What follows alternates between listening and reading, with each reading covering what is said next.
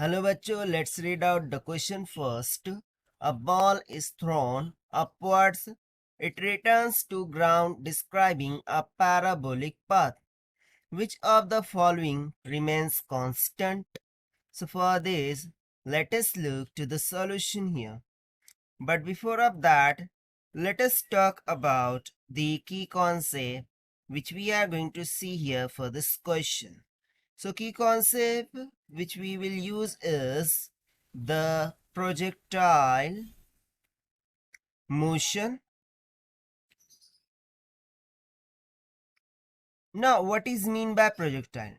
A body that is in flight through atmosphere under the effect of gravity alone and is not being propelled by any kind of fuel is called as the projectile motion of the body. So, as per the question, बोला कि जा रहा है कि एक ball को throne किया गया upward. Now it returns to ground, describing a parabolic path. So we have to state which of the following out of this four will be constant. So सबसे पहले तो हम सिनारियो को अंडरस्टैंड कर लेते हैं. So उसके लिए मैंने सपोज कर लिया कि इनिशियली बॉल ए पॉइंट पर है, ठीक है, जो कि बी पॉइंट पर जाने वाला है.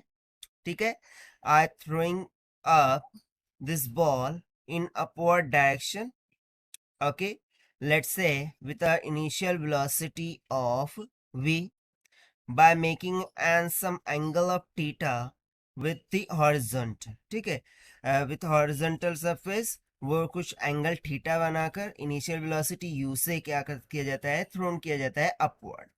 अब वो रिटर्न होता है on to the ground by covering a parabolic path. So इस पैराबोलिक का पाथ को मैंने यहाँ पर डैश लाइन से दिखा दिया है. ठीक है, और इस बी पॉइंट को हम मान लेते हैं उसका फाइनल पॉइंट है after reaching out to the ground here. So इसमें देखिए, यदि मैं टू कंपोनेंट्स ऑफ वेलोसिटी लिखूं for this initial velocity, so x component of velocity क्या हो जाएगा, that will be u of x, और y कंपोनेंट ऑफ वेलोसिटी क्या हो जाएगा, that is u of y. अब यहाँ पर देखिए, जो ग्रेविटेशनल एक्सेलरेशन होता है वो डाउनवर्ड डायरेक्शन में होता है और उसे जनरली हम d से डिनोट करते हैं. साथ ही साथ in horizontal direction there is no acceleration. Horizontal direction में कोई भी एक्सेलरेशन नहीं होता.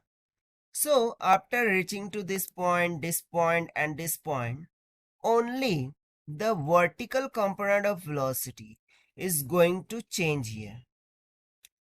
But horizontal component of velocity, that is u of x, will be constant. Why?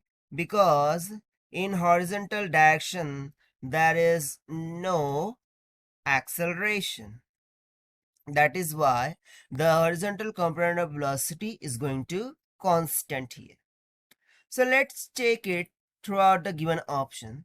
So option A में हमसे क्या बोल रहा है, speed of the ball. So let's suppose speed of the ball क्या है, मतलब average speed of the ball क्या है, v के इक्वल है. ठीक है, मान लिया वो v के इक्वल है. और ये v किसके इक्वल आएगा, under root of v of x का square and v of y का स्क्वायर. अब v ऑफ x यानी कि हॉरिजॉन्टल कंपोनेंट ऑफ वेलोसिटी तो चेंज नहीं हो रहा है, बट v ऑफ y तो चेंज हो रहा है. इट मींस दैट जो एवरेज वेलोसिटी है वो भी क्या होगा, चेंज होगा. So yes, speed of ball is changing here, but हमें तो रिमेन्स कांस्टेंट फाइंड करना है. सो ये उसका राइट ऑप्शन नहीं होगा. ना बी अगर चेक करें, सो बी में हमसे क्या बोला जा रहा है, kinetic energy. So kinetic energy को हम कैसे लिखते हैं, 1/2 mv square. And as we have seen in option A, velocity, average velocity क्या हो रही है, चेंज हो रही है. सो एवरेज वेलोसिटी यदि चेंज होती है तो काइनेटिक एनर्जी भी क्या होंगी, चेंज होंगी. But as per the question we want the constant one. So ये भी उसका राइट ऑप्शन नहीं होगा ना. थर्ड ऑप्शन देखते हैं. सो थर्ड ऑप्शन में हमसे बोल रहा है vertical component of velocity. So vertical component of velocity यहाँ पर क्या है, u ऑफ y. ठीक है। और ये initial vertical component of velocity, अगर मैं final vertical component of velocity लिखूं सो वो क्या हो जाएगा, u of y minus of g of t। सो ये तो चेंज हो रहा है, ठीक है। वर्टिकल कंपोनेंट ऑफ वेलोसिटी भी क्या हो रहा है, चेंज हो रहा है। सो ये भी उसका राइट ऑप्शन नहीं होगा। Now in last option that is D option, D option में क्या बोल रहा है, हॉरिजॉन्टल कंपोनेंट ऑफ वेलोसिटी। सो यहाँ पर देखिए horizontal component of velocity for initial क्या है, v ऑफ x। अब final horizontal component of velocity v of x क्या हो जाएगा, u of x minus of a of x into t। But यहाँ पर a ऑफ x क्या है, जीरो है, because there is no acceleration in horizontal. So ये किसके इक्वल आ जाएगा, सिंपली u ऑफ x के इक्वल आ जाएगा। यानी कि जो हॉरिजॉन्टल कंपोनेंट ऑफ वेलोसिटी है वो कैसा है, कांस्टेंट है।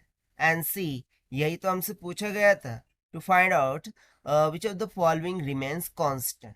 सो अकॉर्डिंग टू दिस जो ऑप्शन डी है वो हमारा राइट आंसर हो जाएगा for this question. So this is the required solution. I hope you understand it well. Best of luck. Thank you.